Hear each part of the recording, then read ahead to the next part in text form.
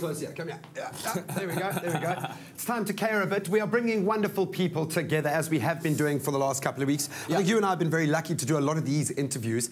What has it been like for you meeting some of the greatest minds? You know, we talk about the Great Gatsby being a rags to riches story. I mean, we've met some of the keenest, sharpest business minds in the country. What's that been like for you? That's true. It's been very inspirational, and I think these are, you know, the guys by which the youth of nowadays should be focusing their compass. You know, steering that way. Justin Stanford, for one, was an amazing young gem man. of a guy, man. He decided in school already at the age of 16 he was going to take on this major journey, and he's made such a success of it, man. It's been absolutely amazing meeting these guys. And today we meet such a gentleman as well, who's kind of known as the Richard Branson of South Africa. He's the winner of the Sanlam Entrepreneur of the Year award in 2012. Also, he won an award at the Africa SMME Awards in 2012 as well. Michael Eilertsen, quite a man indeed, man. And there was, again, some pretty stiff opposition this year. Let's meet the man.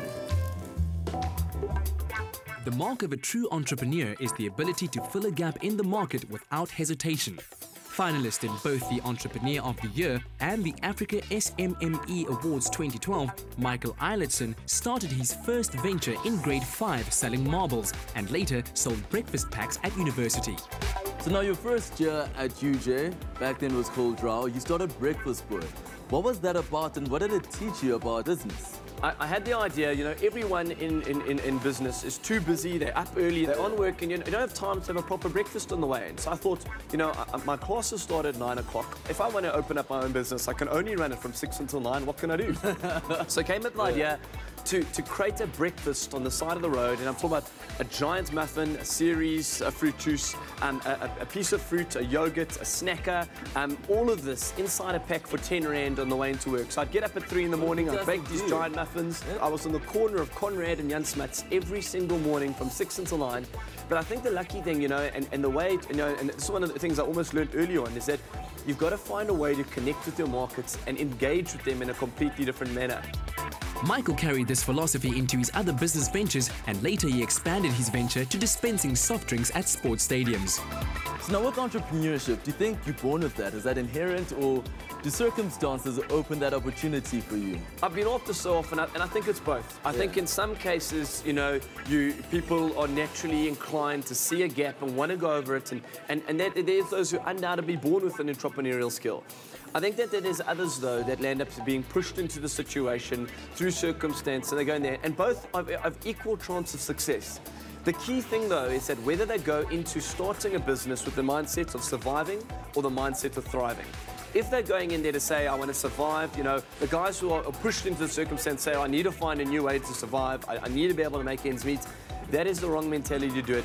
They've got to go in there, they want to thrive, they've got to go in to be the best, they've got to go in to want to displace the competition and make a name for themselves. And only if they do that will it actually thrive and become something big. So I think the key thing is not whether if you're born with it or whether you're pushed into it. It's whether the mindset you go in there is a thriving mindset or a surviving mindset. And if you're thriving, you're 90% of the way there. The big time came when Michael founded his current company in 2007. Today, the Live Out Loud group encompasses a luxury eventing company with a flagship magazine as well as an exclusive travel agency. This young entrepreneur learned a lot along the way. What are the mistakes you think people make in businesses? Linda, I've made numerous ones myself. Let me tell you, I've got 5 mistakes that if I could have gone back and changed now, it would be a game changer for me.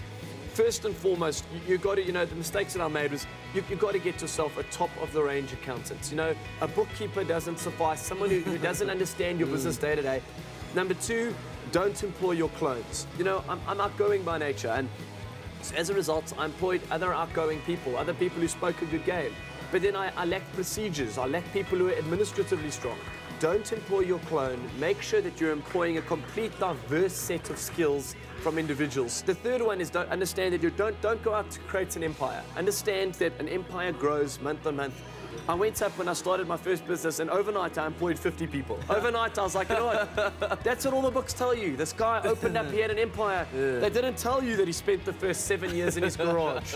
So I think that's just a mistake that everyone makes. You know, you have this dream of wanting to be and own an empire and things like that. And as a result, you don't have a chance to grow into to grow into the shadow that you're casting. The 2 things he learned the hard way are, don't celebrate a deal before the paperwork is signed, and, as the owner, lead rather than being overly involved with the details. Trust your team. They tell you that you need to have a huge capital outlay to start a business. It is the biggest load of rubbish. You do not need capital to start a business. You do not need an elaborate business plan that need to get going. You just need to have the courage and a good idea. Allow it to start small. I started on the side of the road selling breakfasts, and I grew that business ultimately into the company now that has all these other aspects and all these other dimensions to it. Allow yourself to grow into that. Just have the courage to take that last step, because every time I sit next to a South African youth, they tell me this amazing idea of what they have for a business. The problem is that 6 months from now, they still got that amazing idea and they haven't done anything with it. And start off, one last thing, to be the best. Do not start off to survive. Do not start off to be a sideline player. When you're opening a business, don't start off to be the best within the city. Start off to be the best within Africa. The South Africa is not big enough. Have that larger-than-life mentality to be able to achieve what you want to do. 30-year-old Michael Eilertsen firmly believes inspiration will find you, but it needs to find you working. Get off your seat and take the leap. Good things will follow when you're willing and able.